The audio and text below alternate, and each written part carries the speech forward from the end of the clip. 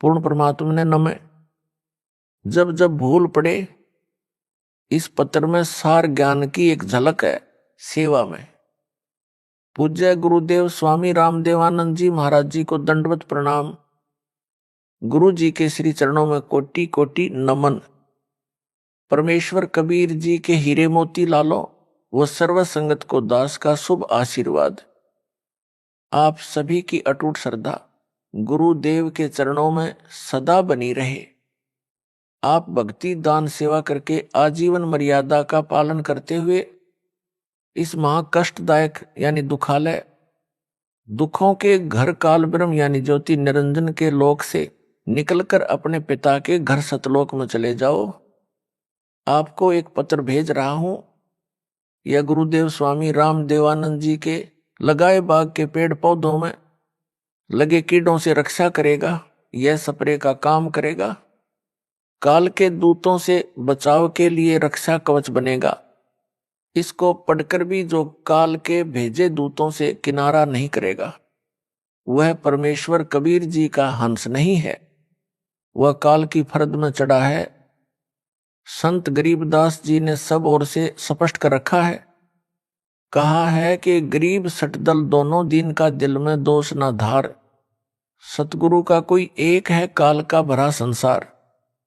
अर्थात जो मार्गदर्शक गुरु पद पर परमेश्वर का भेजा संत है, उसे सांत्वना देते हुए कहा है कि जो परमेश्वर कबीर जी की शरण नहीं आते या आकर फिर काल के दूतों के खेमे में चले जाते हैं, उस कारण से महादुखी ना हो, उनके प्रति दोष दिल में ना मान कि इतना समझाने के बाद नरक में जा रहे हैं। जो 60 दल यानी जो 6 पंथ हैं, उस समय तक अन्य पंथ नहीं चले थे। गिरी पुरी नाथ वैष्णव आदि आदि तथा दोनों धर्मों हिंदू तथा मुसलमान के व्यक्तियों को काल ब्रह्म ने जकड़ रखा है। ये सब काल की फरद में चढ़े हैं।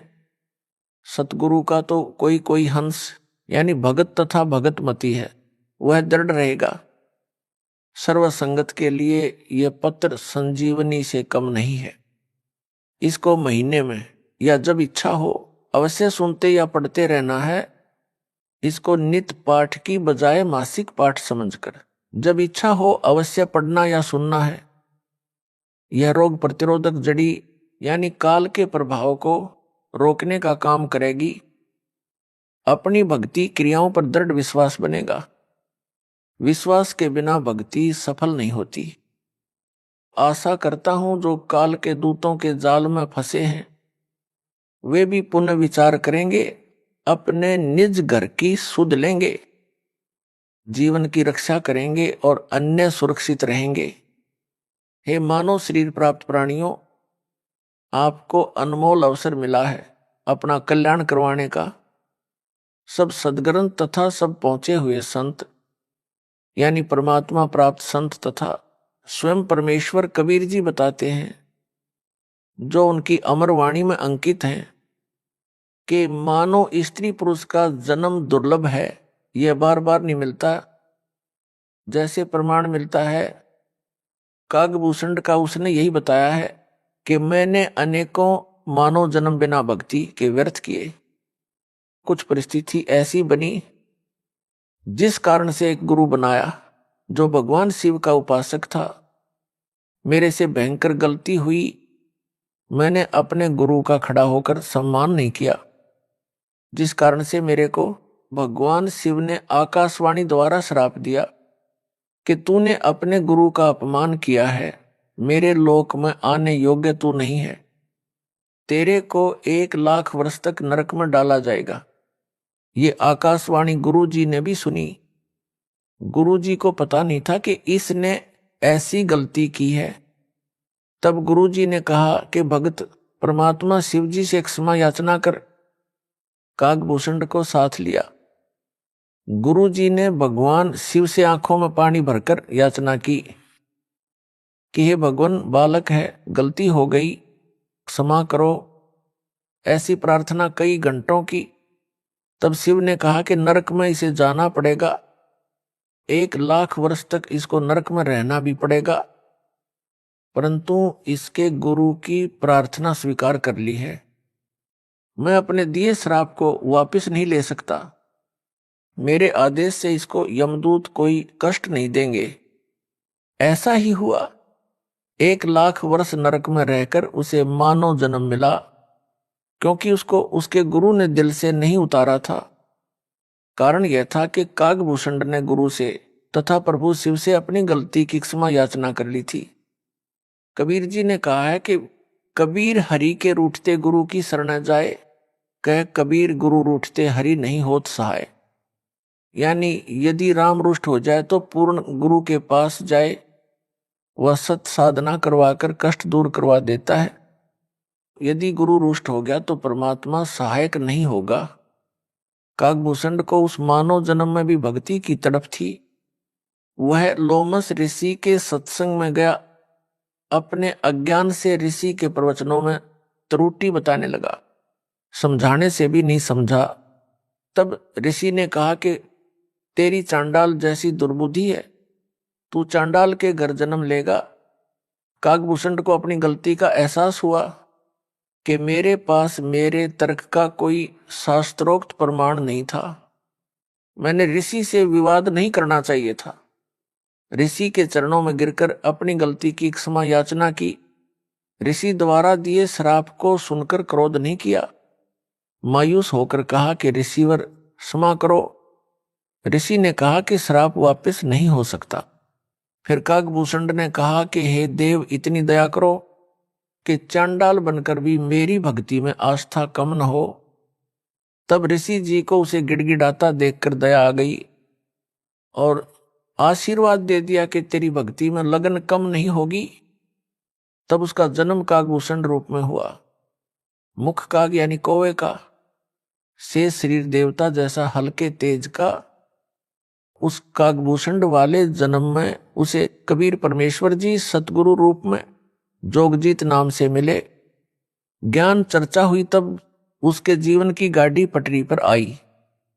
अब वह उस श्रेणी में है जिनको परमेश्वर कबीर जी सतपुरुष अपनी नजर में रखते हैं। उनको जैसे तैसे भक्ति से चार्ज करते रहते हैं। कागभूषण का मोक्ष किस युग में होगा? जब वह मानव होगा तथा पूर्ण समर्पित होकर पूर्ण सतगुरु जी से दीक्षा प्राप्त करके आजीवन मर्यादा में रहकर भक्ति सेवा तथा दान करेगा। इस संजय दिल्ली ने तो गुरु जी की आज्ञा का ही उल्लंघन सीना ठोक कर किया है। अपने आप गुरु बनने की कोशिश कर रहा है, आशीर्वाद देने लगा है जो इसका चित्र गवाह है, जिसमें यह मुझ दास की नकल करके अंगुली अंगूठे से सटाकर आशीर्वाद दे रहा है। यह मुद्रा कबीर जी और मेरे गुरु जी तथा दास के अतिरिक्त कहीं देखने को नहीं मिलेगी। मेरे बाद जो नकली हैं वे बकवाद करके जीवन नष्ट कर सकते हैं।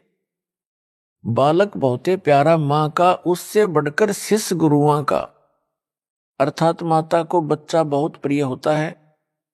गुरु को अपना शिष्य माता से भी अधिक प्रिय होता है। जो शिष्य बार बार गलती पर गलती करता है तो भी गुरु जी का प्रयत्न यही होता है कि किसी तरह यह सुधार कर ले, अपना मानव जीवन नष्ट ना करे। इसे ज्ञान नहीं है कि मानव जीवन कितना मूल्यवान है। मेरे को ज्ञान है, ये बालक है। जब बालक बार बार समझाने से भी नहीं मानता तो गुरु जी के पास एक ही विकल्प बचता है कि उस गंदे सेब को सेबों के ढेर से निकालकर कूड़े में फेंक दे। फिर उसे सूअर खाते हैं। दास का इस पत्र को लिखने का भी यही उद्देश्य है कि संजय दिल्ली अपना जीवन नष्ट ना करे, अब भी गलती की क्षमा याचना करके नाम शुद्ध करवाकर अपने मानव जीवन को धन्य बनाए, नरक में ना जाए। दास गुरु है, गुरु का कर्तव्य बनता है कि शिष्य को हर संभव कोशिश करके नरक जाने से बचाए। यदि किसी का बेटा बेटी बालक चला जा रहा है, सामने गहरा गड्ढा है, माता पिता की दृष्टि पड़ जाए तो वे दौड़कर उसे बचाने की भरसक कोशिश करते हैं। बच्चा माता पिता को अपनी ओर आता देखकर विचार करता है कि ये मेरे को खेलने से रोकने के लिए मुझे पकड़ने को आ रहे हैं। वह और तेज चल पड़ता है। माता पिता के प्रयत्न के पश्चात भी गड्ढे में गिरकर जीवन से हाथ धो बैठता है।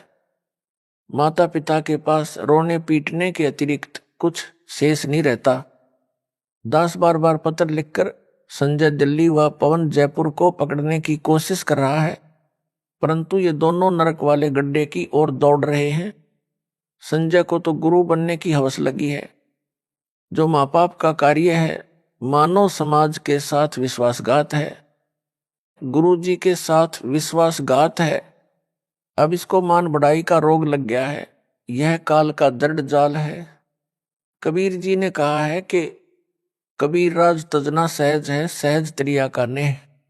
मान बढ़ाई ईर्ष्या दुर्लभ तजना, ये अर्थात मनुष्य राज तथा पत्नी का मोह त्याग सकता है, परंतु मान बढ़ाई शिष्यों से चंवर करवाना, चरणों पर फूल चढ़वाना, गले में माला डलवाना तथा दंडवत करवाना, संत रूप में नकली शोभा पाना तथा ईर्ष्या मेरे विश्वास पात्र भक्तों व मेरे से ईर्ष्या करना आदि छोड़ना इसके लिए अब कठिन है। यदि यह सब छोड़कर अपना कल्याण करवा लेगा तो सचमुच महान है, विद्वान है। यदि क्षमा याचना नहीं करता है तो वास्तव में शैतान है। भोले भगत जो संजय दिल्ली से भ्रमित हैं, उनको भी इसी प्रकार विचार करना चाहिए जैसे उन भक्तों ने किया है जो इसके जाल से निकले हैं और वापस आकर नाम शुद्ध करवाकर अपना मानव जीवन नष्ट होने से बचा लिया है। दास ने पता करवाया कि जो भगत लौटे हैं उनसे पूछो कि कैसे समझ आई कि वह झूठा उपाखंडी है। उन्होंने बताया कि संजय दिल्ली कहता था कि मैं गुरु जी का सम्मान करता हूं। वो तो सही है, परंतु उनका भाई तथा कमेटी वाले गुरु जी से धोखा कर रहे हैं। जो दान का पैसा आता है उसे धर्म पर नहीं लगाते, अपनी जेब में भर रहे हैं। गुरु जी के लिए वकील नहीं कर रहे हैं। वे गुरु जी को बाहर नहीं आने देना चाहते। आप मेरा साथ दो, रुपए दो, मैं गुरु जी के लिए अच्छे वकील करूंगा, शीघ्र बाहर करवा दूंगा। हमने उस संजय को बहुत रुपए दिए, परंतु उसने कुछ नहीं किया। गुरुजी हिसार जेल में वह सत्संग करता था मेरठ में और कहता था कि जब तक गुरुजी को बाहर नहीं निकलवा दूंगा तब तक यहां मेरठ में हर सप्ताह सत्संग करता रहूंगा। उसकी ऐसी बातें अच्छी तो नहीं लगती थी, परंतु उसकी झूठ बहुत साफ सुथरी थी। हमारी बुद्धि पकड़ नहीं पा रही थी। जब गुरुजी का पत्र आया कि इसे पैसे ना दो, इसने 50 लाख रुपए भक्तों से वकील करने के नाम पर ठग लिए हैं तथा इसको यानी संजय को गुरुद्रोही घोषित कर दिया है। उसने यानी संजय ने कहा कि यह गुरु जी का पत्र नहीं है, उनके भाई ने झूठा पत्र उनके नाम से भेजा है। हमें पत्र में लिखी भाषा गुरु जी के भाई की नहीं लगी, क्योंकि हम आश्रम में जाते थे तो उनका भाई एक कमरे में बैठकर शंका का समाधान किया करता। हमने कई बार उनके पास बैठकर उनका ज्ञान सुना। ज्ञान वही गुरुजी वाला था, परंतु जो प्रवचन की भाषा गुरुजी की है तथा जो पुस्तकें गुरुजी ने लिखी है वह भाषा पत्र की भाषा से पूर्ण रूप से मिलती है, उनके भाई की भाषा से नहीं मिलती। संजय दिल्ली अब स्वयंभू गुरु बनकर आशीर्वाद देने लगा। यह बात हमें खटकी कि हमारा गुरु भाई हमारा गुरु कैसे हो सकता है। इसे नाम देने का अधिकार भी गुरुजी ने नहीं दे रखा। यह सच में ढोंगी व झूठा है। उसी दिन से इससे गलानी हो गई। हमारी किस्मत अच्छी थी कि हमने नाम शुद्ध करवाकर अपने को नरक जाने से बचा लिया। अन्य गुरु भाई तथा बहनों से भी निवेदन करते हैं कि इसके जाल से निकलो और अपने गुरु जी की शरण में दोबारा आ जाओ। इसे भी साथ ले आओ, इसको भी नरक जाने से बचाओ। स्वयंभू गुरु बनकर ये 100-200 का जीवन नष्ट करेगा, अपना तो कर ही रहा है। जिन्होंने संजय को आश्रम के लिए जमीन दी है उनसे निवेदन है कि इस जमीन को गुरुजी की आज्ञा लेकर नामदान केंद्र के लिए दे दे। पाप से बचे उन भक्तों ने यह भी बताया कि संजय ने गुरुजी की आवाज की प्रथम मंत्र की ऑडियो रिकॉर्ड करके रखी हुई है। जब कोरोना महामारी के कारण गुरुजी की आवाज से ऑनलाइन नाम दिया जाता था, तो संजय ने रिकॉर्ड कर ली। अब यह उस ऑडियो से नाम दिलाता है। इसका उत्तर यह है कि संजय दिल्ली को नाम देने तथा दिलाने का आदेश दास ने दे ही नहीं रखा, इसलिए इसके द्वारा दिलाई दीक्षा कोई काम नहीं करेगी। यह भूत भगाने को अपनी शक्ति का चमत्कार बताकर मूर्ख बना रहा है। इसका खंडन आगे विस्तार पूर्वक किया है। नाम मेरी आवाज से दिलाता है, तो यह तो उनका गुरु भाई हुआ, फिर यह आशीर्वाद उनको किस लिए देता है? गुरु भाई आशीर्वाद देता है तो उसका बेड़ा गर्क होता है। उसने उनका नाम भी खराब कर दिया और अपना भी, इसीलिए तो इसको अज्ञानी कहा है। यदि ज्ञान होता तो यह बकवास ही नहीं करता। परमात्मा की आत्माओं के साथ इतना बड़ा धोखा नहीं करता, उनकी मर्यादा भंग नहीं करवाता। यह नकली गुरु नहीं बनता। यह कहता है कि कमेटी वाले सारा दान आप रख लेते हैं, धर्म में नहीं लगाते। हे भगत जनों, यदि इस पापी की इस झूठ को सच्चा माने तो भी वे केवल धन हानि कर रहे हैं। धन तो परमात्मा और दे देगा, लेकिन यह संजय तो उनके मानव जीवन को ही नष्ट कर रहा है। गुरु से दूर करके काल के जाल में फंसा लिए, घर के छोड़ेगा ना घाट के। प्रमुख सेवादारों को उन भक्तों ने बताया जो संजय दिल्ली से भ्रमित हो गए थे और सच्चाई जानकर लौट आए हैं। नाम शुद्ध करवा लिया है। प्रमुख सेवादारों ने मुझ दास को बताया। वापस लौटे भक्तों द्वारा बताए गए कुछ पाखंड जो संजय दिल्ली करता है, वह भ्रम फैलाता है, उनका खंडन करता हूं, जो इस प्रकार है। संजय दिल्ली कहता है कि मेरे आश्रम में चाय नहीं बनेगी, आश्रम में दवाई नहीं रखी जाएगी, मेरे आशीर्वाद से वैसे ही रोग ठीक हो जाते हैं। उत्तरदास का जिसको दूध पीने को मिले चाहे कितनी बार पिए, दही खाने को मिले, हलवा व खीर प्रतिदिन खाने को मिले, उसे चाय की क्या आवश्यकता है? यह भक्तों के दान किए रुपयों से मौज मस्ती कर रहा है। रही बात दवाई आश्रम में ना रखने की, यह कुछ दिन का ड्रामा है। एक समय ऐसा आएगा यह स्वयं दवाइयां खाएगा। एक ऐसा ही पाखंडी था, वह भी सरेआम सत्संगों में प्रवचन करते समय दावा करता था कि मैं कभी रोगी नहीं होऊंगा। यदि मैं रोगी हो जाऊं और दवाई खाऊं तो मेरे मुंह में मूत देना। उस समय आयु 30-35 वर्ष की थी। कुछ दिन पश्चात उसको रोग घेरने लगे। उसका एक डॉक्टर शिष्टा गुप्त रूप से उससे इलाज करवाता रहा। आम संगत को पता नहीं चला, उसकी झूठ कामयाब रही। जब 60 वर्ष की आयु में प्रवेश किया तो और अधिक बीमार हो गया। फिर दवाई ने भी काम नहीं किया, भुगत कर मरा। इस प्रकार की बकवाद कुछ दिन ही चलती है। जब नकली गुरु मरा तब तक उन शिष्यों की तीसरी पीढ़ी तक उस काल के दूत के जाल में फंस चुकी थी। फिर परंपरा पड़ गई, मृत्यु के पश्चात उसकी यादगार बनाई गई। फिर उस समाध यानी यादगार की पूजा शुरू हो गई। सबको नरक के भागी बनाकर मरा। संजय दिल्ली ने कुछ संगत को कुछ दिन यह कहकर बरगलाया कि गुरुजी तो सही हैं, उनका भाई तथा कमेटी के सदस्य तथा उनके आसपास जो कि सेवा में रहते थे वे गलत हैं। वे दान का सारा पैसा अपनी जेब में रख लेते हैं। गुरुजी को जेल से बाहर नहीं निकलने देना चाहते।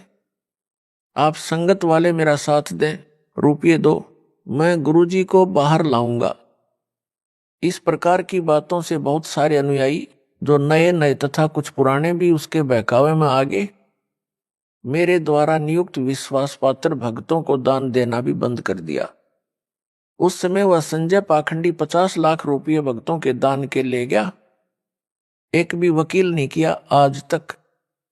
जब दास को पता चला कि संजय दिल्ली तथा पवन जयपुर ने इस प्रकार संगत को भरमा दिया है, तब सख्त कदम उठाए, संगत को संभाला।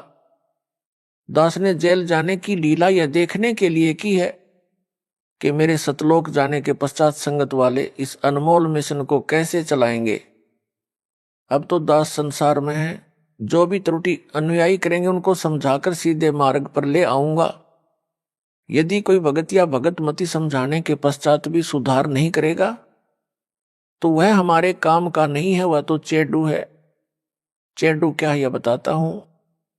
दूध से दही और दही से मक्खन बनता है। मक्खन अधिक समय ठीक नहीं रहता, इसलिए उसे गर्म किया जाता है। गर्म करने के पश्चात जो लस्सी घी में होती है वह ऊपर आ जाती है, जो कई दिन घी में रहने से खराब हो जाती है। वह लस्सी नहीं कही जाती, उसे हरियाणा में चेडू कहते हैं। यानी बेकाम का पदार्थ होता है। उसको एक बर्तन में डालकर उसमें ठंडा पानी डालकर कुछ देर छोड़ दिया जाता है। यदि थोड़ा बहुत घी उसमें रह गया होता है वह जम जाता है। फिर उस जमे घी को भी निकाल लिया जाता है, क्योंकि उस घी बनाने वाली को पता होता है कि घी प्राप्त करने के लिए कितना संघर्ष करना पड़ता है। भैंस या गाय मोल लेनी, उसका चारा मोल लेना, या किसान है तो चारा घर का होता है, उसे बेचे तो धन मिलता है, वह भी घी बनाने के खर्च में ही गिना जाता है। फिर भैंस गाय की देखरेख, दूध निकालना, गर्म करना, दही बनाना, फिर मक्खन बनाना, तब मक्खन को गर्म करके शुद्ध घी तैयार किया जाता है। इसलिए घी बनाने वाली बहन, बेटी या माई घी का कण भी व्यर्थ नहीं जाने देना चाहती। उस चेडू के ठंडा होने पर जरा सा भी घी मिलता है तो उसे भी निकाल कर रख लेती है। उसको शुद्ध घी इतना प्रिय होता, घी का एक कण भी नहीं छोड़ती। फिर उस चेडू फुई को फेंक देती है। इसी प्रकार दास ने सन 1994 से 2014 तक तथा वर्तमान तक सत्संग की वीडियो, यानी नूरी शरीर से ज्ञान समझाकर सत्संग पर सत्संग सुनाकर सर्व सदग्रंथों को वीडियो के माध्यम से सबको दिखाकर संगत रूपी मक्खन निकाला है। अब उस मक्खन को ताया गर्म किया है। इसमें जो चेडू होगा वो ऊपर आ जाएगा। वह चेडू तो ऊपर आ चुका है। दास का यह पत्र रूपी ठंडा पानी है। यदि कोई कण यानी अच्छी आत्मा उस चेडू में होगी उसे निकाल लूंगा, क्योंकि दास को शुद्ध घी यानी भगत आत्माएं जान से भी प्यारी हैं। उनके लिए भटक रहा हूं, दूसरी बार बिना दोष के जेल में हूं, परंतु आशा करता हूं कि एक दिन सत्य की जीत होगी। परमेश्वर कबीर जी से कुछ नहीं छिपा है। मुझे चाहे कितना कष्ट मिले, परमात्मा की आत्माएं काल के जाल से निकले, अपना कल्याण करवाकर अपने निज घर सतलोक में चली जाएं। दास आपको मासुखी देखना चाहता है, मुझे अपने कष्ट की कोई परवाह नहीं है, परंतु जो मन में बांस उपजा है इससे डर लग रहा है। गरीबदास जी ने कहा है कि संगत माही कुसंगत उपजा, जैसे वन में बांस। आप घिस घिस आग लगाया करें वनखंड का भी नाश, अर्थात जैसे वन में अन्य फलदार व कीमती लकड़ी वाले पेड़ों के साथ साथ बांस भी उग जाता है। तेज हवा चलने पर बांस एक दूसरे के साथ टकराते हैं, उस घर्षण से जंगल में आग लग जाती है, जिससे पूरे जंगल के फलदार पेड़ भी जलकर नष्ट हो जाते हैं। यह संजय साकट तथा पौन जयपुर वही कुसंगत उपजी है। कुछ संगत के भगत भी इनके साथ लगे थे। जब दास को पता चला कि संजय व पौन नाम के दो जालिम संगत में आग लगा रहे हैं, तब सब संगत को आदेश दिया कि इनका साथ छोड़ दो। जिन भक्तों को मैंने जिम्मेदारी दे रखी है उनकी बातें मानो। दान के सब पैसों का हिसाब दास के पास आता है, एक पैसा भी गलत प्रयोग नहीं हो रहा। कमेटी वालों ने सब हिसाब बनाकर संगत के पुराने भक्तों को दिखाया। इतना रुपया आज तक दान में मिला है, इतना वकीलों व भक्तों के घर सहायता तौर पर दिया गया है। संगत बहुत समझदार है, वह तुरंत मान गई और दास ने संजय दिल्ली तथा पवन जयपुर को गुरुद्रोही घोषित कर दिया। फिर तो सब संगत उनसे किनारा कर गई। कुछ भोले नए भगत थे, वे अभी तक इस जालिम संजय की बातों में फंसे हैं। उनको सतर्क करने के लिए यह पत्र भेजा है। आशा करता हूं कि बुद्धिमान भगत भगतमती इस पत्र को पढ़कर इसकी असलियत से परिचित होकर इससे दूर हो जाएंगे, नाम शुद्ध करवाकर अपना मानव जीवन धन्य बनाएंगे। संजय साकट दिल्ली के खेमे को छोड़कर आए भक्तों ने जो और जानकारी दी थी उसका खंडन आगे और करता हूं। संजय दिल्ली अपने को श्री सिख गुरु नानक देव जी की आत्मा बताता है, यह सफेद झूठ है। यदि वह श्री नानक जी वाली आत्मा है तो इससे सिद्ध हुआ कि श्री नानक जी का मोक्ष नहीं हुआ है। वह जन्म मरण के चक्कर में पड़ी है, जो वर्तमान में संजय रूप में जन्मी है। मोक्ष प्राप्त प्राणी वह है जो कभी लौटकर संसार में कभी जन्म न ले। श्री नानक जी को स्वयं सतपुरुष कबीर साहिब कबीर देव बेई नदी पर स्नान के समय मिले थे, सतलोक लेकर गए थे, फिर पृथ्वी पर उसी शरीर में छोड़ा था कि कबीर धाणक यानी जुलाहा सतपुरुष है, करतार यानी सबका सृजनहार यानी उत्पत्ति करता है। यदि श्री नानक जी परमात्मा से दीक्षा लेकर पार नहीं हुए तो क्या यह गुरुद्रोही बनकर पार हो जाएगा? कभी नहीं। संजय दिल्ली अपने को श्री नानक देव यानी सिख धर्म प्रवर्तक वाली आत्मा बताता है और इसको मूल ज्ञान गुप्त ज्ञान है। तो मेरे पास टिंडे लेने आया था, पहले ही अपना पंथ चला लेता। कोई झूठ बकना इसका मकसद है। भोले भक्तों को भ्रमित करके गुरु स्वयं ही बना है। प्रेत योनि में जाएगा। जो परमात्मा कबीर जी ने अध्यात्म ज्ञान श्री नानक जी को बताया था वह सिखों के गुरु ग्रंथ साहिब में अंकित है। वही ज्ञान दास बता रहा है। श्री नानक वाली आत्मा इससे भिन्न ज्ञान कौन सा बताएगी? इससे भिन्न जो भी ज्ञान है वह अज्ञान है। काल के दूत की पहचान। जिस समय जोगजीत रूप में आए परमेश्वर कबीर जी से काल ज्योति निरंजन ने विवाद किया था, तब काल ने कहा था कि आप एक सच्चा कबीर पंथ चलाओगे, उससे पहले मैं 12 पंथ चलाऊंगा, 12 अपने यानी काल दूत भेजूंगा, जो सत्संग में तो तेरी वाणी यानी साखियों शब्दों चौपाइयों आदि बोलेंगे, परंतु उनका अर्थ गलत बनाकर सारी जनता को गुमराह करेंगे। उन 12 पंथों के पश्चात और अनेकों पंथ अपने दूत भेजकर चलाऊंगा, सब जीवों को भरमाऊंगा। उन काल के चलाए पंथों के गुरुजन वर्तमान तक कबीर जी की वाणियों का गलत अर्थ करके जनता को भ्रमित कर रहे हैं। संजय दिल्ली भी यही कर रहा है।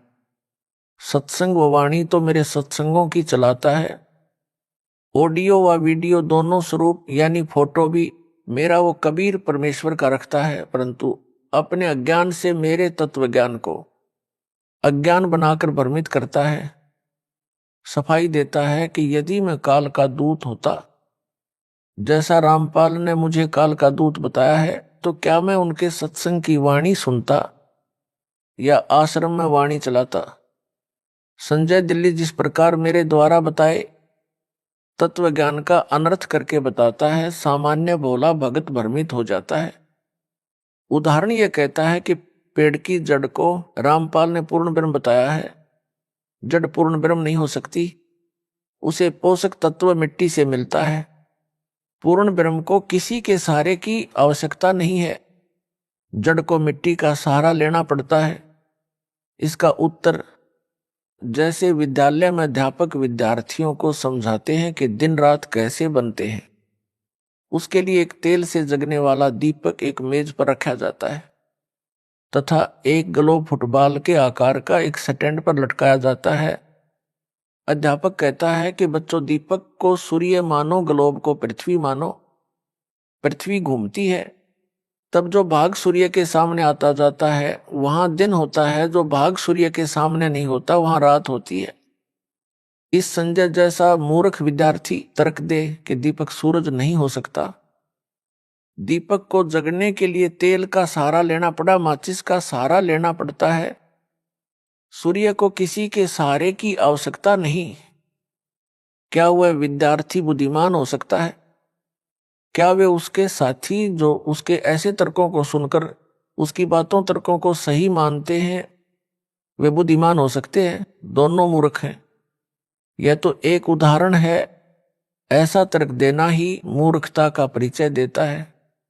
ऐसे ही गीता अध्याय 15 के श्लोक नंबर 1, 4 तथा 16, 17 में वृक्ष का उदाहरण देकर सृष्टि की वह समर्थ परमेश्वर तथा सब देवताओं की स्थिति समझाई है। पाठकों, इसका खंडन इसी पत्र में विस्तार पूर्वक आगे भी किया है, कृपया वहां पढ़े। आपको पता चलेगा यह कितना विद्वान है और कितनी बकवास बकता है। भक्तों को विचार करना चाहिए कि जब गुरु जी ने गुरुद्रोही घोषित कर दिया तो वह कुछ भी सफाई देता रहे, नहीं मानना चाहिए। यदि वह सच्चा सुच्चा होता तो दास उसे क्यों दिल से उतारता, क्यों उसे गुरुद्रोही घोषित करता।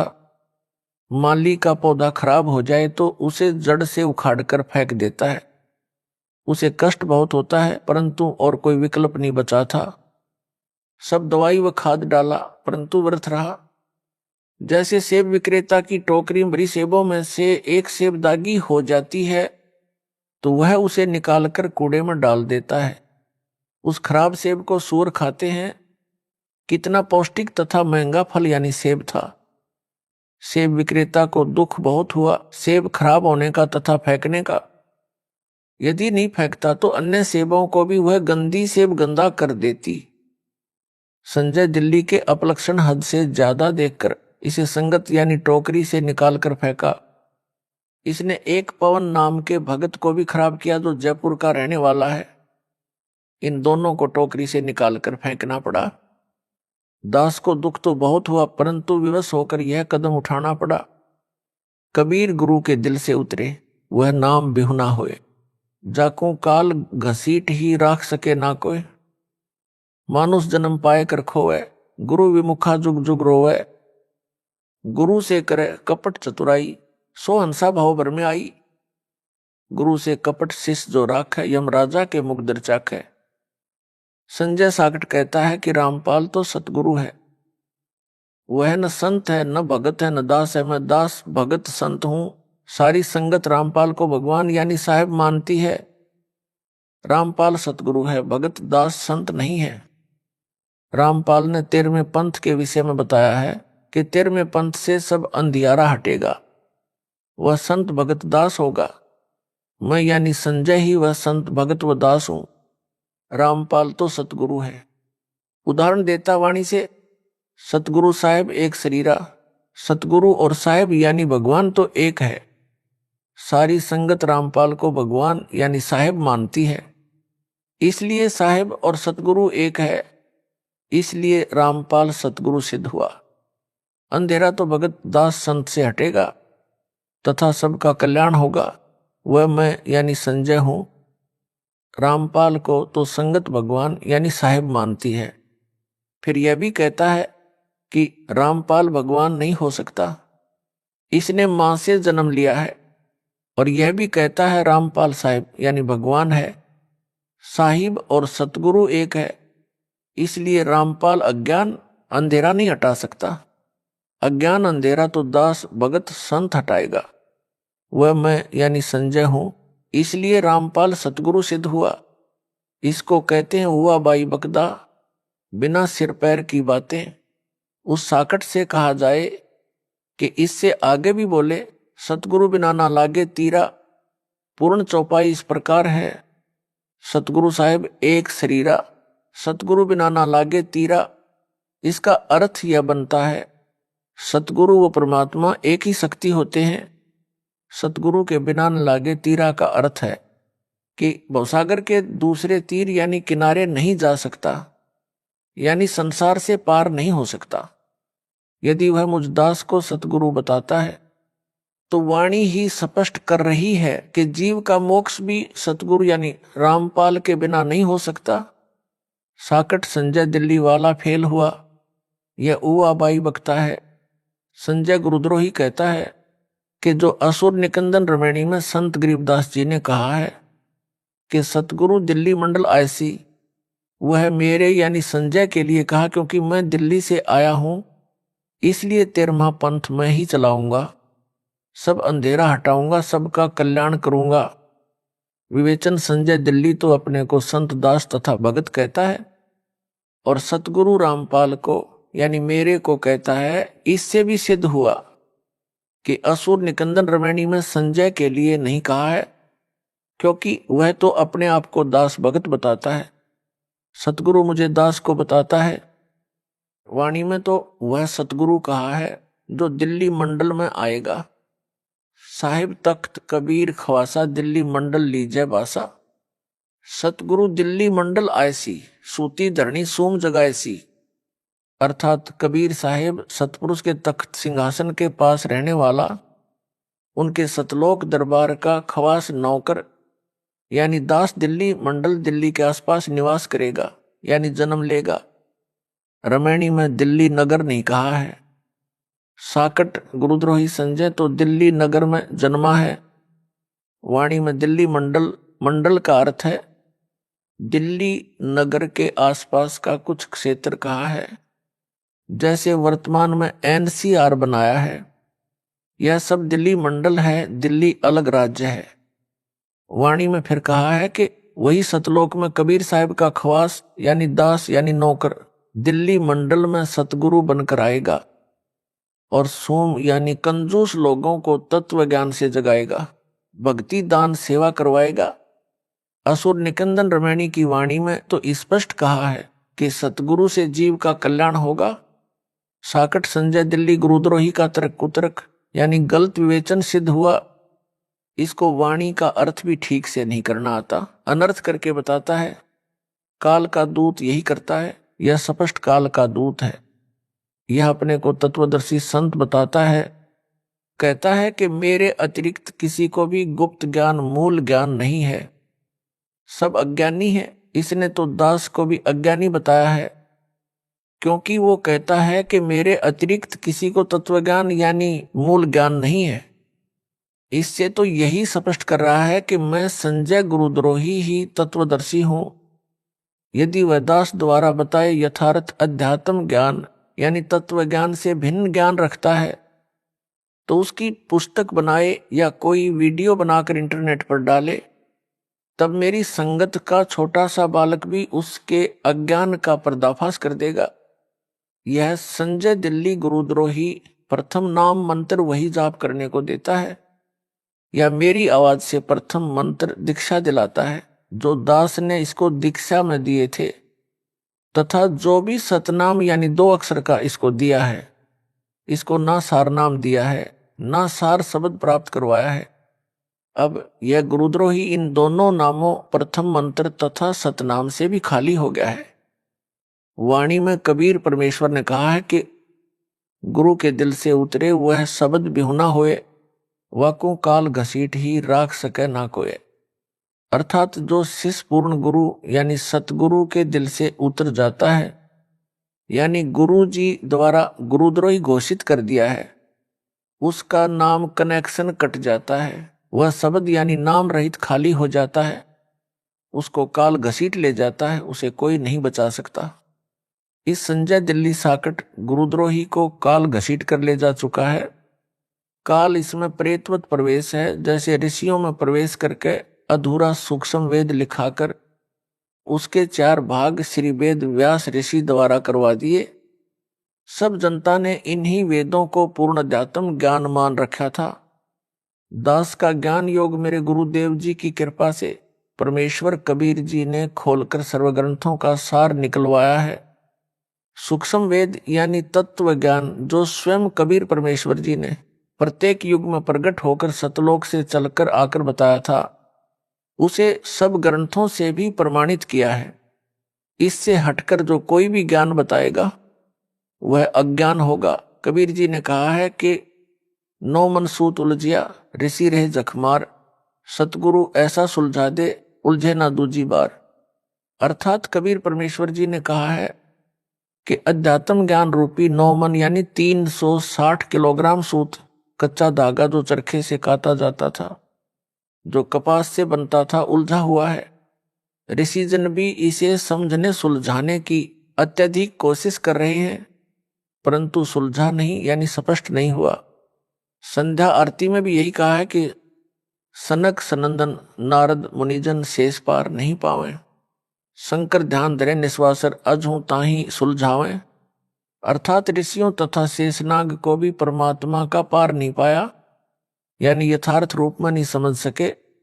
शंकर भगवान कहलाने वाला भी दिन रात हठ योग करके ध्यान लगाकर परमात्मा को समझने तथा ज्ञान सुलझाने में अभी तक लगा है, कुछ भी सुलझ नहीं पाया है। सतगुरु ऐसा स्पष्ट कर देगा यानी सुलझा देगा, जो फिर उस युग में दोबारा किसी के उलझाने से यानी अज्ञान बनाने से नहीं उलझेगा। इस वाणी से यह भी स्पष्ट हुआ कि तत्व ज्ञान को सतगुरु ही प्रकट कर सकता है।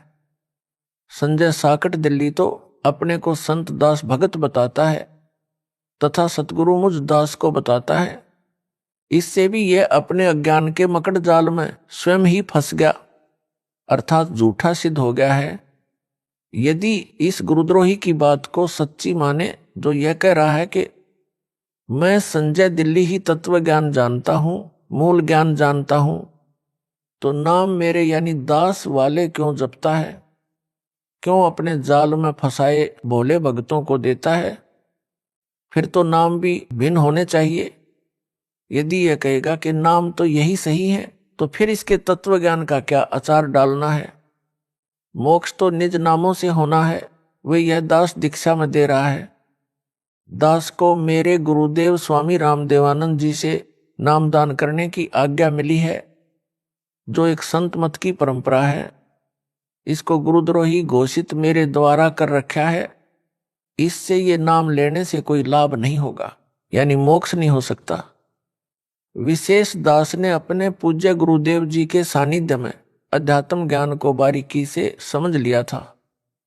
गुरु मर्यादा में रहना मोक्ष का मूल मंत्र है, जिसका दास ने परमात्मा से डरकर पालन किया।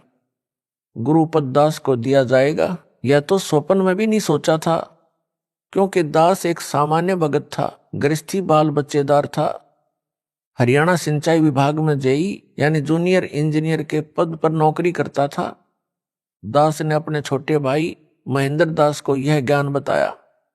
एकदम नया तथा पहले वाले से बिल्कुल विपरीत होने के कारण पहले तो कोई रुचि नहीं दिखाई, परंतु बड़ा भाई होने के कारण ज्ञान सुनने से इनकार नहीं कर सका, मन मारकर सुनता रहा।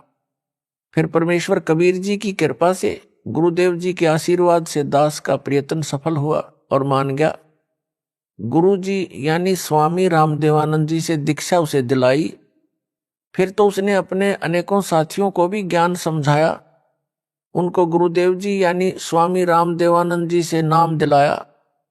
यह दास भी अपने संपर्क वालों को ज्ञान समझाकर गुरु जी से दीक्षा दिलाता था। ऐसा शुभ कर्म वर्षों चलता रहा। दास ने 17 फरवरी 1988 को पूज्य गुरुदेव जी से दीक्षा ली थी। सन 1994 तक सबको गुरुदेव जी से दीक्षा दिलाया करता। एक दिन नए भक्तों को नाम दिलाने के लिए गुरुजी के पास गया। भगत महेंद्र दास भी मेरे साथ थे। समागम चल रहा था। गुरुजी के आसपास बहुत सारे भगत बैठे थे। गुरुजी उनमें से किसी की फरियाद सुन रहे थे। हम सब भक्तों के पीछे बैठ गए। एक सेवादार के माध्यम से पहले की तरह नए भक्तों को नाम दिलाने का निवेदन किया। भगत की बात सुनकर गुरुदेव जी ने हमारी ओर कृपा दृष्टि की। हम सब ने दंडोत प्रणाम किया। उसी समय सैकड़ों भक्तों की उपस्थिति में दास को नाम देने का आदेश दिया। कहा कि आज के बाद तू नाम दिया करेगा। मेरे को पसीना छूट गया। विचार किया कि कोई गलती तो नहीं हो गई जिससे गुरुजी नाराज हो गए हो। कानों पर विश्वास नहीं हो रहा था। गुरुजी नाराज नजर नहीं आ रहे, मुस्कुरा रहे थे, इसलिए हिम्मत बनी रही। दीक्षा देने का आशीर्वाद देते समय कहा कि आज के बाद यह तुम्हारा गुरु होगा। उपस्थित भक्तों की ओर संकेत करके कहा। मेरी दशा देखकर समझ गए कि भगत घबरा गया है। बोले कि अपने को अकेला न समझना, मैं तेरे साथ रहूंगा। परमेश्वर कबीर जी के आदेश से यह आशीर्वाद तेरे को दिया है। तेरे बराबर विश्व में संत नहीं होगा। आशीर्वाद देकर हमें भेज दिया। सुबह माइक से आवाज लगी कि रामपाल रोहतक को स्वामी जी याद कर रहे हैं। हम सब तुरंत पहुंच गए। भगत महेंद्र दास भी साथ था, क्योंकि हम छुडानी गांव में ही भगत महेंद्र दास की ससुराल में रुके हुए थे। उस रात दास को नींद नहीं आई कि इतनी बड़ी जिम्मेदारी को कैसे निभा पाऊंगा। गुरुदेव तो जानी जान थे, उनको पता था कि भगत की हालत खराब हो गई है। जाते ही फिर कहा कि अपने को अकेला मत समझ, परम शक्ति तेरे साथ है, मैं भी तेरे साथ हूं। तेरे समान विश्व में संत नहीं होगा। और कहा कि इन सबको नाम दे जो नए भगत दीक्षार्थ आए थे। अपने सामने दीक्षा दिलाई। स्वामी जी ने सर्वसंगत को बोल दिया। कि आज के बाद मैं किसी का गुरु नहीं रहूंगा, रामपाल से दीक्षा ले लो। कारण यह था कि मेरे दादा गुरुजी ने उनको सारनाम देने का आदेश नहीं दे रखा था, क्योंकि प्रारंभ से परंपरा चली आई थी दास को ही सारनाम दिया जाना था, क्योंकि उत्तराधिकारी को ही सारनाम दिया जाता था। स्वामी जी ने मेरे अतिरिक्त किसी को सारनाम नहीं दिया था। मेरे को आगे सारनाम देने का परमेश्वर कबीर जी का आदेश स्वामी जी को मिलने के बाद ही दिया था। कहा था कि पूरी परीक्षा करके ही सारनाम अनुयायियों को देना, तेरे को परमात्मा कबीर जी का भी संकेत आएगा, तब तक सारनाम ना देना। यह सब निर्देश बाद में दास को अकेले को तलवंडी बाई जिला फिरोजपुर पंजाब में आश्रम में दिया था। जब दास अकेला ही उनसे मिलने पहुंचा था, स्वामी रामदेवानंद जी गुरु महाराज जी का वचन फला है जो आज आपके सामने है। विश्व में ज्ञान छा गया है। जो स्वयंभू गुरु बने हैं उनको अध्यात्म का खा का भी ज्ञान नहीं। कितना भार सिर पर लिए हैं।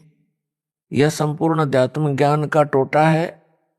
जो नकली गुरुओं का जीवन नष्ट करता है, उसके चेलों चेलियों का भी तर्क गुरु के अनुयायियों की जिम्मेदारी गुरु पर होती है, गुरु के सिर पर भार होता है। जब कबीर परमेश्वर जी ने देखा था कि 64 लाख अनुयायी पटरी से उतर गए थे, गुरु की आज्ञा को भी अनदेखा करने लगे थे, वे सारनाम योग्य नहीं थे, तो अपने सिर से भार उतारने के लिए लीला की थी। काशी नगर की प्रसिद्ध गणिका को हाथी पर बैठाकर बोतल में गंगाजल भरकर लोग उसे शराब मान रहे थे, पीने लगे। शराबी जैसी हरकत करते हुए गणिका के गले में बांह डालकर मुख्य बाजार में घूमने लगे थे। यह दृश्य देखकर 64 लाख गुरु विमुख हो गए थे, गुरुद्रोही नहीं हुए थे। उन सब का भार परमात्मा ने अपने सिर से उतारा। संत गरीबदास जी ने कहा है कि गरीब भड़वा भड़वा सब कहें, कोई ना जाने खोज, दास गरीब कबीर करम बांटत सिर का बोझ। अर्थात काशी के लोग तो निंदा करने लगे, कह रहे थे कि यह तो भड़वा यानी बेशरम हो गया, सरेआम बुरे कर्म करने लगा है।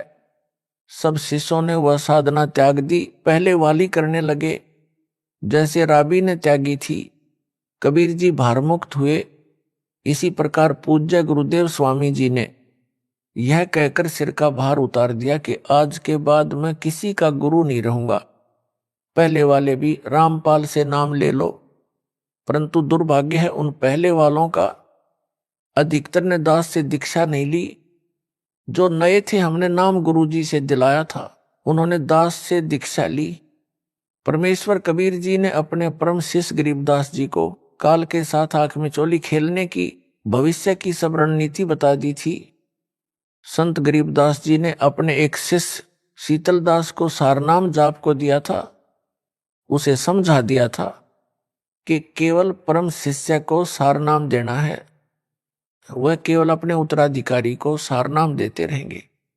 अगला निर्देश मेरा यानी कबीर जी का आएगा, उसके बाद संगत को देना प्रारंभ करना है। उसी आदेश के अनुसार यह सारनाम गुप्त रखा था। 1 मार्च सन 1997 को दास को परमेश्वर कबीर जी मिले। सारनाम देने का सही समय बताकर सारनाम देने का आदेश दे गए। दास से पहले मेरी गुरु प्रणाली के संतों को छोड़कर किसी कबीर पंथी या गरीबदास पंथी को सारनाम तो दूर है, सतनाम का भी ज्ञान नहीं था। सार शब्द तो अभी तक रहस्य में रखा है। सारनाम भी लंबी परीक्षा के बाद दिया जाता है। जो काल के दूत होते हैं वे पहचाने जाते हैं। जैसे यह संजय सारनाम मिलने से पहले ही पिछन गया कि यह काल का दूत है। गुरु बनना खाला जी का घर नहीं है। गुरु जी के आदेश के पश्चात नाम देने से तथा सारनाम देने से शिष्यों का भार नहीं रहता। जो केवल सतनाम या प्रथम नाम के पश्चात मृत्यु को प्राप्त हो जाते हैं, गुरुद्रोही नहीं होते हैं, तो उनको वर्तमान में तुरंत मानव जन्म मिलेगा, पूरी दीक्षा मिलेगी, वे मोक्ष प्राप्त करेंगे। 1000 वर्ष तक यह वीडियो से दीक्षा दी जाती रहेगी। अब किसी का भार दास पर नहीं रहेगा। जो स्वामी जी के शिष्य थे वे भक्ति से चार्ज किए गए थे। प्रथम मंत्री अधिकतर को दिया करते थे, किसी किसी को सतनाम देते थे। दास को प्रथम व द्वितीय नाम एक साथ दिया था, सारनाम एक हफ्ता बाद दिया था। उस समय दास को उपरोक्त योजना की जानकारी दी और बताया कि ये जितने पहले वाले शिष्य हैं ये तो केवल भौतिक सुख ही मांगते हैं, वो इनको संपत्ति यानी संतान दे रखा है, केवल तू ही एक ऐसा मिला जिसने मोक्ष मांगा। दास ने कहा कि दीन दयाल, भौतिक सुख यानी संतान नौकरी आपने पहले ही दे रखा था, आपके ज्ञान के पश्चात इसकी इच्छा भी नहीं रहती, इसलिए एक मोक्ष की ही भीख दास आपसे मांगता है। गुरु जी मुस्कुराए और आशीर्वाद दिया। यह परमेश्वर कबीर जी की प्रीप्लान पूर्व निर्धारित योजना थी। समझा है तो सिर धर पाऊं, बहुर नहीं रे ऐसा दाव। 17 फरवरी 1970 से 17 मई 1995 तक 18 वर्ष नौकरी करके त्याग पत्र देकर सतगुरु जी के आदेश का पालन करने के लिए छोटी सी नौकरी त्याग दी, जो एकमात्र निर्वाह का साधन था। 2 बच्चों लड़के तथा लड़की का विवाह सन 1994 में किया था। 2 बच्चे, एक लड़की एक लड़का छोटे थे, पढ़ रहे थे। राम हवाले छोड़कर सतगुरु जी के चरणों में समर्पित हो गया, मुड़कर घर नहीं गया। परमेश्वर के हंसों तथा हंसनियों यानी भक्तों भगतमतियों को सच्चे परमात्मा का सच्चा ज्ञान देकर सच्ची भक्ति बताई। सतगुरु जी के आशीर्वाद से दास का त्याग रंग लाया। बच्चे भी परमेश्वर ने पाले व पढ़ाए। दास को अपनी नौकरी दी, दास का कल्याण किया, सतलोक का निवासी बना दिया। विश्व में इस ज्ञान का कोई सानी नहीं। सब ग्रंथों का सार निकालकर भगत समाज के समक्ष रख दिया। असंख्यों वर्षों का उलझा ज्ञान सुलझ गया। जिनको मोक्ष चाहिए आओ और अपना जन्म सफल बनाओ। गरीब ज्यों बच्चा गऊ की नजर में, यूं साईं को संत, भक्तों के पीछे फिरे भगत वत्सल भगवंत। यह कहावत दास के ऊपर चित्रार्थ हुई। दास ने भक्तों के सहयोग से गांव-गांव नगर-नगर में जाकर सत्य ज्ञान सत्य साधना की अलख जगाई। गुरुदेव के आशीर्वाद ने सब कार्य किया। सन 1996 में किसी भगत के रिश्तेदार ने एक गज यानी 85 वर्ग गज में बनी एक कमरा, बरेंडा, रसोई, बाथरूम तथा लैट्रिन, कुछ आंगन वाली छोटी सी कुटिया कुछ समय के लिए प्रयोग करने के लिए दी। यह कुटिया उसने स्वयं खरीदकर अपने पाखंडी गुरु को बनाकर दे रखी थी, जो बाद में धोखेबाज निकला। जो मेरे पूज्य गुरु जी के पास रहता था, भगवान वेश भी ले रखा था, गुरु के साथ भी धोखा करके भागा था, गुरुद्रोही बना था। कुटिया दान करने वाला हमारा भगत नहीं था, उस पाखंडी का भगत था, जिस कारण से वह किसी बाबा पर विश्वास नहीं करता था। हमारे भगत के कहने पर वह कुटिया उधारी दी थी। जब भगत ने पूर्ण विश्वास दिलाया, तब परम पूज्य गुरुदेव स्वामी रामदेवानंद जी के 3 आश्रम पंजाब राज्य में, खन्ना, मोगा तथा तलवंडी भाई की, तथा एक आश्रम नजफगढ़ दिल्ली में था, जहां पर दास को दीक्षा की भीख मिली थी। उस समय दास ने उनकी सेवा में एक भगत भेज रखा था। भगत ने बताया कि दादा गुरुजी ने अपने निजी सेवादारों को बुलाया और बोले कि मुझे हरियाणा ले चलो रामपाल के पास। आयु बहुत हो चुकी थी, लंबा सफर करना उचित ना था। भक्तों ने निवेदन किया कि आपका लंबे सफर में जाना उचित नहीं, परंतु एक नहीं सुनी।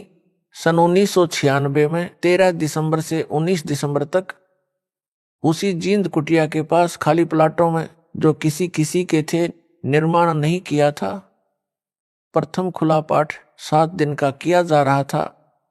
परमात्मा 12 दिसंबर 1996 को ही जींद कुटिया में आ गए।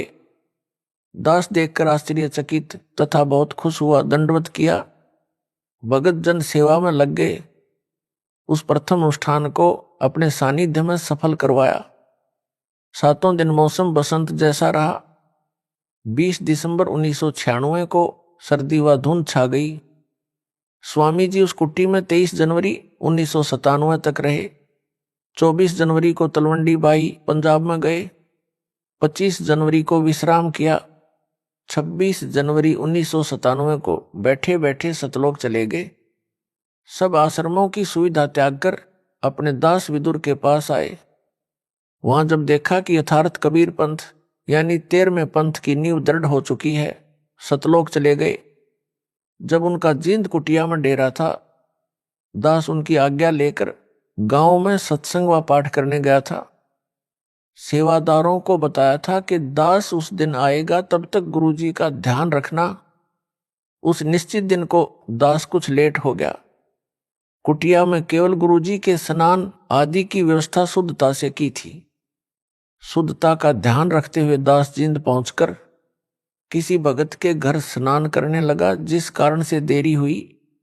उस समय तक सेवादारों से 10 बार पूछा कि रामपाल आया है। उनको तान रखा था कि पता करो क्यों नहीं आया। उस समय मोबाइल को तो जानते भी नहीं थे, अन्य फोन भी गांव में नहीं थे। जब भक्तों को पता चला तो एक भगत आया और बोला, स्वामी जी ने 10 बार पूछ लिया कि कहाँ है, आज आने की कह गया था, क्या कारण हुआ। दास उसी समय भगत की मोटरसाइकिल लेकर तत्काल पहुंचा। कई भगत बैठे थे। दास ने दंडवत किया और चरण चंपी करने लगा। दास का सिर पकड़ा और ऊपर को किया। बोले, मैंने भगवान पा लिया, तेरा पाना दुर्लभ हो गया। दास चुप रहा। गुरुदेव की अंतरात्मा की आवाज थी। अगले दिन तलवंडी बाई वाले आश्रम में चले गए, वहां से सतलोक गमन किया। कबीर हरि के रूठते गुरु की शरण में जाए। कह कबीर, गुरु रूठ गए तो हरि ना होत सहाय। कबीर, जिन बातों से गुरु दुख पावे, उन बातों को दूर भावे। गरीब इन बातां क्या पाइए, राजी कर सतगुरु रूठे नू। अर्थात गुरु को प्रसन्न रखो, मोक्ष होगा। बकवादों से कुछ नहीं मिलना। यह संजय दिल्ली गुरुद्रोही दावा करता है कि यहां मेरे आश्रम में भूत माफी मांगते हैं। भूतों को यहां बुलाया जाता है। बहुतों की प्रेत बाधा दूर हो रही है। यह क्या छोटी बात है? क्या मेरे में शक्ति नहीं है? इसका उत्तर इस प्रकार है। आपको राबी के विषय में ज्ञान है कि उसने सतगुरु देव जी से दीक्षा लेकर 4 वर्ष साधना की थी। फिर किसी मजबूरी के कारण वह साधना त्यागनी पड़ गई। परंतु ऐसी परिस्थिति में भक्ति मार्ग त्यागना गुरुद्रोही की श्रेणी में नहीं आता, गुरु विमुख वाली श्रेणी में आता है। उस 4 वर्ष की मर्यादित साधना से उस देवी में इतनी भक्ति की शक्ति हो गई थी कि उसके लिए मक्का वाला मंदिर उड़कर विमान की तरह लेने चला आया और उस भगत आत्मा को लेकर यथास्थान पर स्थापित हो गया। परंतु मोक्ष से बहुत दूर रही। मोक्ष कई जन्मों में कष्ट भोगकर पुनः सतगुरु शरण में आने से ही हुआ। यह संजय साकट भी 3-4 वर्ष मर्यादा में रहा। अब यह गुरुद्रोही हो चुका है। इससे मोक्ष 100 कोस दूर हो गया है। उस मर्यादित साधना से मिली भक्ति ज्यादा नहीं टिकेगी, सीधा नरक में जाएगा। यह है सार ज्ञान। यदि इसे समझ होती तो इतनी बड़ी गलती नहीं करता। अब नाम देने का अधिकार इसको यानी संजय दिल्ली को दास ने यानी इसके भूतपूर्व गुरु ने नहीं दे रखा। वह सार नाम इसको प्राप्त नहीं। दावा करता है भूत निकालने का, भूतों को बुलाने का। भूत प्रेत निकालने व डालने वाले तो इस जैसे भारत में लाखों अड्डे हैं। इसने उस गांव को भूतगाह यानी प्रेतों का स्थान बना दिया। जैसे राजस्थान प्रांत में गांव मेहंदीपुर में बालाजी भूतगाह बना है, वहां केवल भूतों को निकालने डालने का काम है। अनगिनत जनता वहां जाती है। किसी का मोक्ष नहीं होना, क्योंकि मोक्ष तो सतगुरु से दीक्षा लेकर आजीवन मर्यादा में रहकर भक्ति सेवा दान करके प्राप्त होता है। गुरु भी पूर्ण हो। मेहंदीपुर में बालाजी का धाम कैसे बना? मेहंदीपुर राजस्थान प्रांत में एक सच्चा सुच्चा इंसान था। आयु लगभग 30 वर्ष हो चुकी थी। परमात्मा की भक्ति करता था। किसी कारण से विवाह नहीं करवाया था। जहां भी परमात्मा की कथा सत्संग चर्चा होती पहुंच जाता। सब कहते हैं कि गुरु बिन मोक्ष नहीं। उसने भी गुरु बनाया। गुरु रामायण का पाठ व कथा किया करता था। कोई भी पाठ करना होता है तो देसी गाय भैंस के घी की ज्योति जलाई जाती है जो हवन का काम करती है। उसने एक श्री राम का मंदिर भी बनवा रखा था। उसमें रामचंद्र, सीता व लक्ष्मण तथा हनुमान की मूर्तियां पत्थर की स्थापित कर रखी थी। उन मूर्तियों के सामने अखंड ज्योति जलती थी। किसी में प्रेत बाधा होती तो उस मंदिर यानी आश्रम में जग रही ज्योति को वह हनुमान की मूर्ति तथा श्री राम, लक्ष्मण, सीता की मूर्ति को देखकर चिल्लाने लग जाती, बाबा छोड़ दे, कभी नहीं आऊंगा। कुछ देर में वह प्रेत बाधा वाला व्यक्ति स्त्री या पुरुष शांत हो जाता। यह सब मेहंदीपुर वाला भगत भी देखता था। वह भी जो कोई प्रेत बाधा वाला उसके संपर्क में आता उसे गुरु धाम में ले जाता और भूत निकलवाता। एक बार गुरुजी बीमार पड़ गए, इलाज के लिए दूर शहर में चले गए। वहां लगभग 6 महीने रहना पड़ा। उसकी मौत हो गई। मेहंदीपुर वाला भगत अपने घर पर केवल हनुमान जी की पत्थर की मूर्ति को, जो उसे बारिश के मौसम में एक ऊंचे स्थान पर मिट्टी कटकर बह जाने पर दिखाई दी थी, वहां मिली थी, जो बहुत अच्छी यानी साफ नहीं बनी थी, परंतु लगती थी कि हनुमान जी की है। उसे हनुमान जी की कृपा से मिली मानकर उठा लाया। उस मूर्ति को एक स्थान पर स्थापित करके अखंड ज्योति लगाता था। 3 समय हनुमान का पाठ करता था जो गुरु ने बता रखा था। अब जो प्रेत बाधा वाले गुरु के पास जाते थे या नए जो मेहंदीपुर वाले के पास जाते थे, जिनको वह गुरु के पास ले जाया करता उसके पास आए, उनको भगत ने बताया कि गुरुजी तो इलाज के लिए बाहर गए हैं, पता नहीं कब स्वस्थ होकर आएंगे। इतने में वे सब उसके घर पर हनुमान जी की मूर्ति के सामने जग रही ज्योति के सामने चिल्लाने लगे।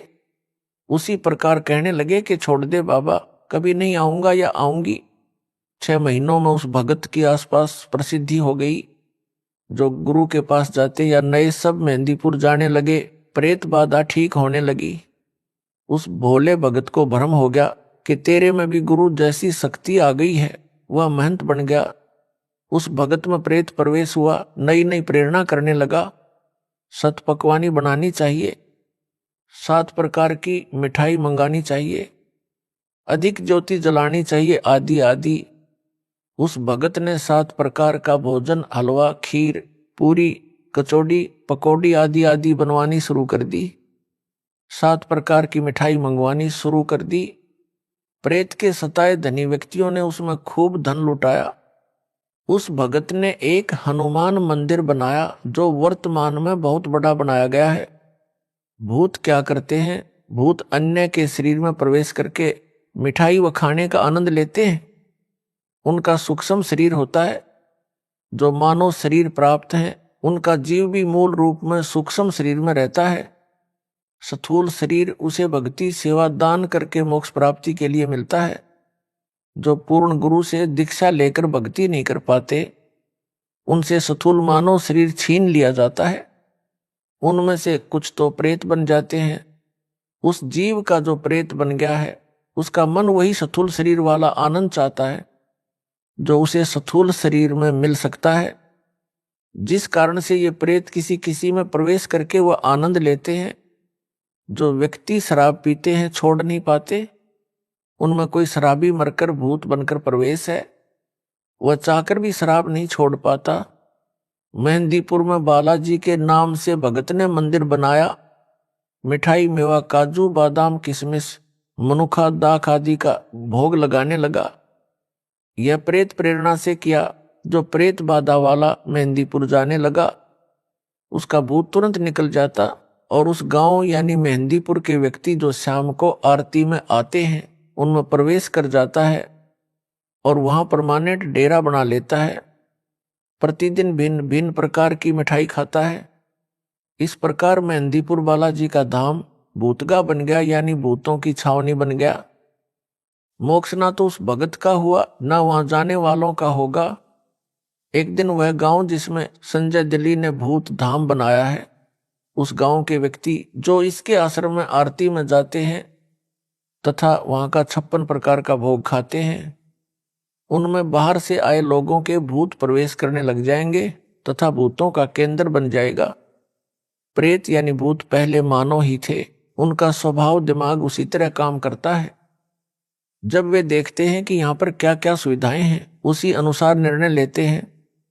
जो प्रेत बाधा वाला स्त्री पुरुष उस संजय दिल्ली वाले के आश्रम में आता है, प्रेत देखता है कि वहां प्रतिदिन हलवा खीर खाने को मिलते हैं, 56 प्रकार के भोग भी हैं। वे उस व्यक्ति से निकलकर वहीं डेरा जमा लेते हैं। जो वहां आरती में या वैसे आश्रम में आएंगे, उनमें प्रवेश कर जाएंगे। आरती में आने वाले कभी आश्रम नहीं आना चाहेंगे, तो भी उनके अंदर प्रवेश प्रेत अंदर प्रेरणा करके लाएंगे। आने वालों की संख्या भी काल प्रेरणा से प्रेत बढ़ाएंगे। इस प्रकार यह आश्रम मानव पतन का केंद्र बन जाएगा। मेरे यानी रामपाल दास के आश्रम में केवल समागम में ही हलवा खीर बनाई जाती है, बाद में सामान्य भोजन बनता है।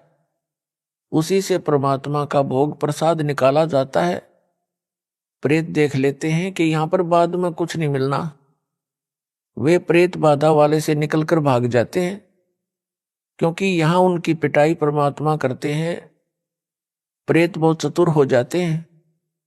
संजय जैसे पाखंडी के पास जाकर जानबूझकर दिखावा करते हैं, छोड़ दो कभी नहीं आऊंगा, बस शांत हो जाते हैं। उस प्रबंधक को भ्रम हो जाता है कि मेरी शक्ति से प्रेत नाक रगड़ रहे हैं, प्रेत बाधा ठीक हो रही है। विचार करें, संजय दिल्ली को भी अन्य भक्तों व भगतमतियों वाले मंत्र जाप को दिए, जो प्रथम व द्वितीय नाम में दिए जाते हैं। इसमें अलग से शक्ति कहां से आ गई? इस आश्रम से पहले इसने कितने भूत निकाले थे, कितनों को लाभ दिया था, पूछो पाखंडी से। अब काल इसको नचा रहा है, जीवों को इसके जाल में फंसा रहा है। इसका तथा इसके सहयोगियों व प्रसाद खाने वालों को अपने चक्रव्यूह में फंसा रहा है। यह है सार ज्ञान, जो समझ सके तो समझ लो। हरियाणा के भगत ने बताया कि मेरे 2 चाचा छोटी आयु में मरकर प्रेत बने थे। वे मेरे भाई की पत्नी में प्रवेश करके बताते थे कि घर में झगड़ा हम करवाते हैं, शराब पीने की प्रेरणा हम करते हैं, शहर में मिठाई खाने हम ले जाते हैं। फिर उसने दास से दीक्षा ली, तब उनका पीछा छोड़ा। मोक्ष ना संजय दिल्ली गुरुद्रोही का होगा, ना उसके संपर्क में आने वाले भक्तों व भगतमतियों का होगा। सब भूत बनेंगे, नरक में गिरेंगे। एक बड़ा अधिकारी था, वह राम व हनुमान का परम भगत था। मेहंदीपुर बालाजी की वर्तमान में बड़ी ख्याति है। उसने बताया कि मेरे घर में बहुत सुख था, परंतु हनुमान जी का परम भगत होने के कारण एक बार प्रबल प्रेरणा बनी कि मेहंदीपुर धाम में मत्था टेक कर आए। अपनी गाड़ी ली, पूरा परिवार बैठाया और पहुंच गया। उस धाम को देखकर बहुत खुशी हुई। वहां अनेकों चमत्कार देखे। कोई व्यक्ति जिसमें प्रेत प्रवेश था, बहुत बड़ा पत्थर उठाए खड़ा था।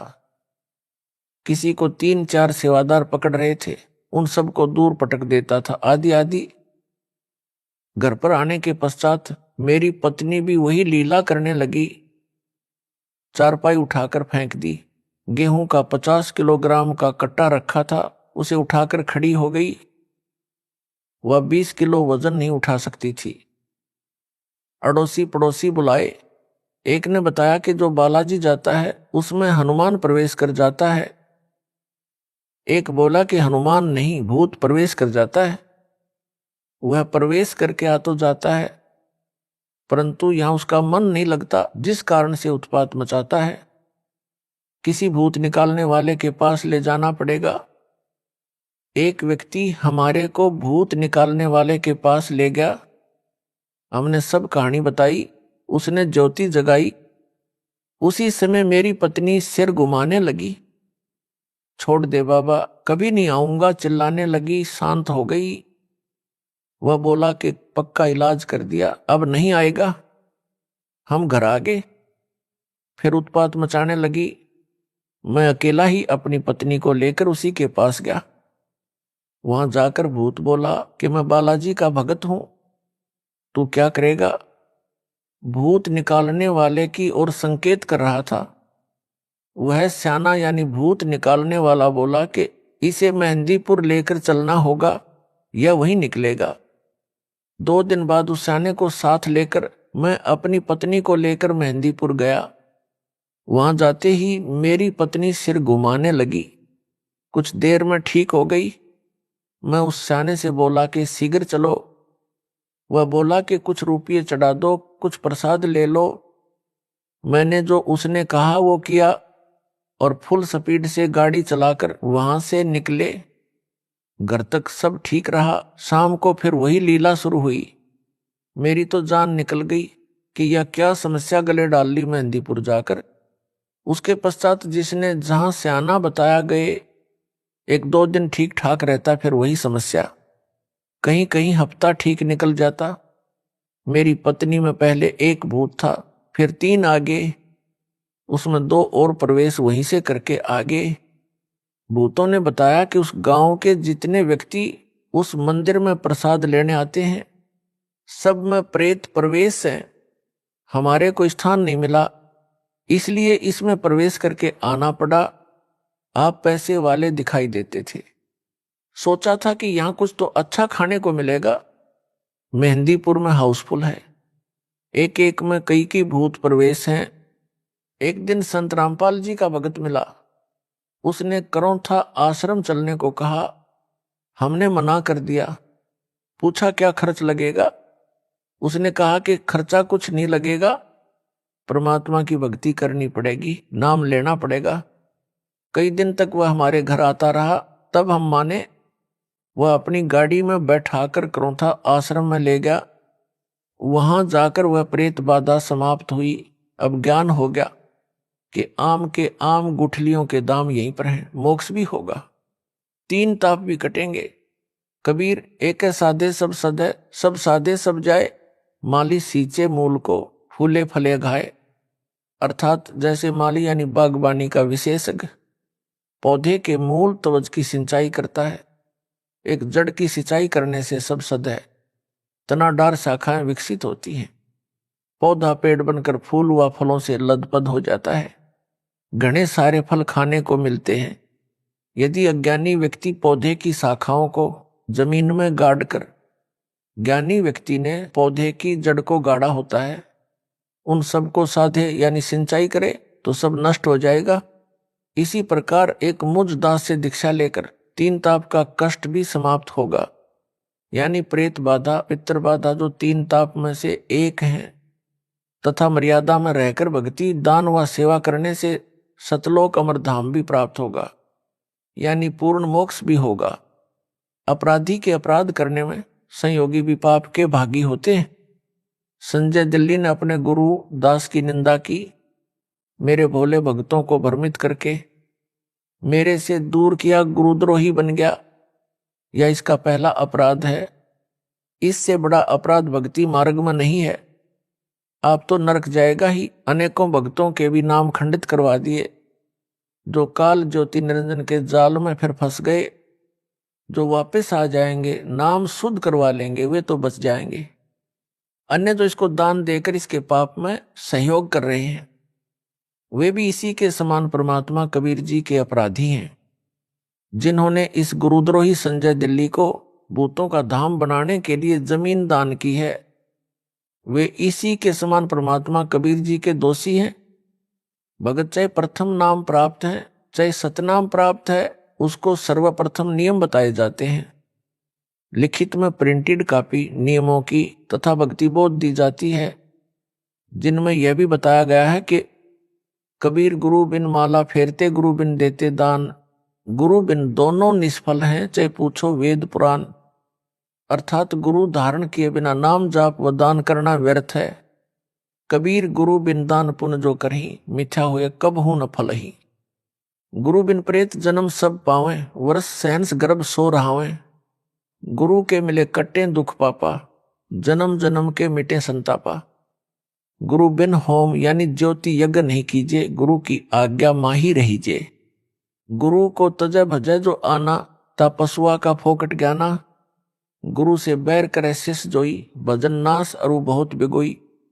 गुरु के चरण सदा चित दीजय, जीवन जन्म सफल कर लीजय। गुरु से कपट शिष जो राखे, यमराजा के मुगदर चख है। कबीर जानबूझ साची तजय करे झूठ से ने, ताकि संगत है प्रभु स्वपन में भी ना दे। संत गरीबदास जी की वाणी भी स्पष्ट करती है, गरीब गुरुद्रोही की पैड़ पर जय पग आवे वीर, 84 निश्चय पढ़े सतगुरु कहें कबीर। उपरोक्त वाणियों का अनुवाद स्पष्ट है कि पूर्ण गुरु जी को दान न करके अन्य को दान करता है वह व्यर्थ है।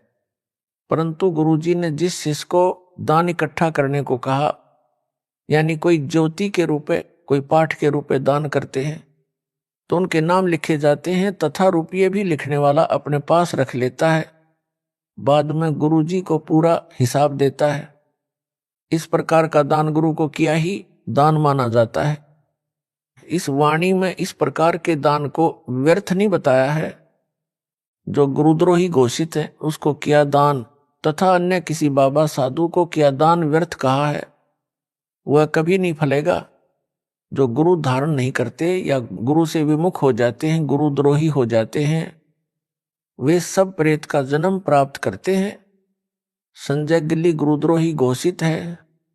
जो इसके सहयोगी हैं वे गुरु विमुखी माने जाएंगे, वे भी प्रेत जन्म प्राप्त करेंगे। तो उस गांव में जिसमें संजय दिल्ली साकट ने पाखंड फैला रखा है, जो उसके आश्रम में आरती करके प्रसाद लेते हैं, वे भी प्रेत जन्म प्राप्त करेंगे। यह परमात्मा कबीर जी का बताया तथा बनाया विधान है जो अटल है। प्रेत की आयु लंबी होती है, हजारों वर्षों तक प्रेत बना रहता है। किसी औरत के गर्भ में प्रवेश रहना पड़ता है। प्रेत का स्त्री से जन्म नहीं होता, परंतु गर्भ में कष्ट बहुत होता है। उस गर्भ के कष्ट को वह पाप आत्मा झेलता है। एक माई जींद जिले हरियाणा की बताती थी कि मेरे पेट में बच्चा है, घूमता महसूस होता है, डॉक्टर से जांच भी करवा ली, कुछ नहीं मिला। उस माई की आयु लगभग 62 वर्ष थी। प्रेत को इस प्रकार के महाकष्ट भी झेलने पड़ते हैं। प्रेत योनि महाकष्टदायक होती है। यदि पूर्ण गुरु मिल जाए और शिष्य या शिष्या आजीवन मर्यादा पालन करते हुए भक्ति सेवा दान करे, तो इस प्रकार की सत्य साधना से इस प्रकार के युगों युगों के दुख यानी संकट व संताप महादुख समाप्त हो जाएंगे। गुरु जी से ही होम ज्योति यज्ञ करवाना लाभदायक है।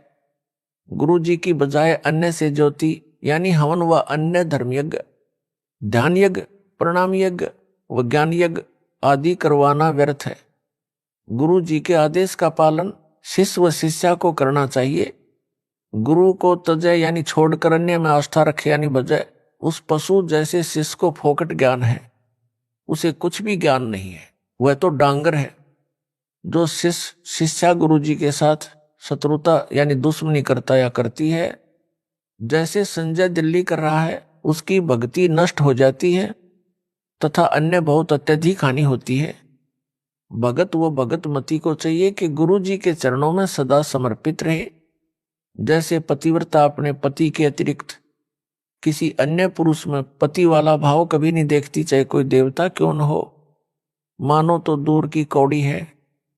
इस प्रकार जिन भक्तों भगत मतियों ने दास को तजकर संजय दिल्ली गुरुद्रोही में आस्था बना ली है, वे पथ भ्रष्ट हो चुके हैं। उनको पुनः विचार करना होगा। अपने गुरु जी के चरणों में चित्त फिर से रखकर अपना जीवन यानी मानव जन्म सफल करना होगा। इसी में उन सब की भलाई है। सत साहिब।